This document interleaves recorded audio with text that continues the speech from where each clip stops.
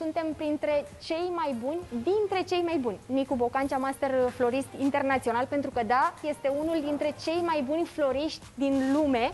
Ce facem noi astăzi aici, Nicu? Noi trăim prin flori și ne bucurăm de ele în fiecare zi. Și am dorit și cetățenii orașului să simtă ceea ce simțim noi zilnic.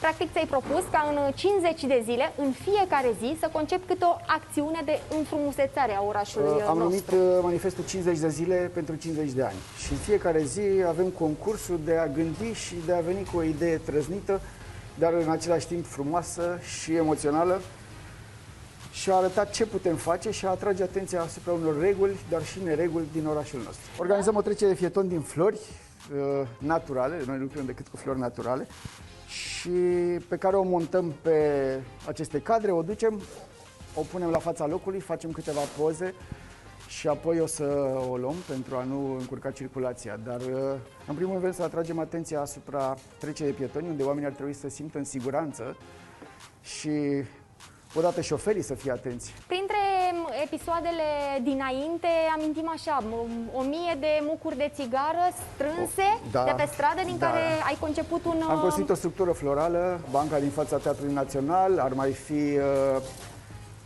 Sunt așa de multe și pentru mine au fost de ale grele, a fost tramvaiul, când a fost o idee efectiv într-o secundă. Haideți să mergem până la Sfântul Gheorghe să împodobim tramvaiul. Acest manifest de astăzi e chiar unul dintre cele mai ușor de făcut, deoarece a fost mai greu cât am făcut construcția, dar apoi doar presărăm petale și punem flori peste ele.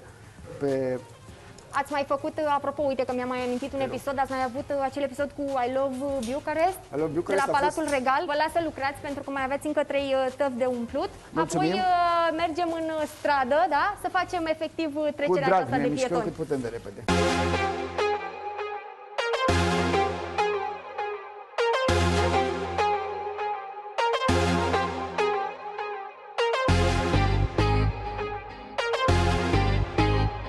Dintre toate aceste lucrări pe care le-ai făcut până acum în restul zilelor, care ar fi lucrarea ta de suflet?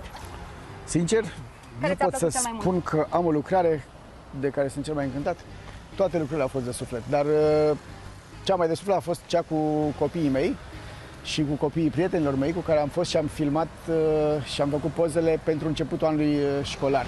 Vor fi lucruri frumoase pe care le facem în București și încercăm să șocăm, încercăm să venim cu un gând bun și cu o emoție pe care o simți în drum spre servicii, în drum spre casă.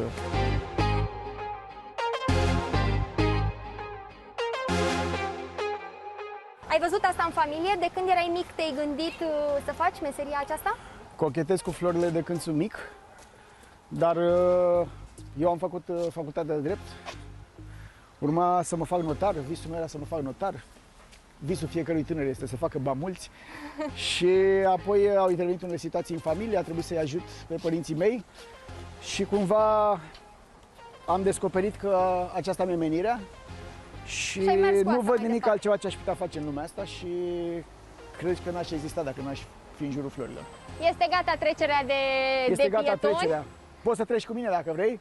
Hai să traversăm!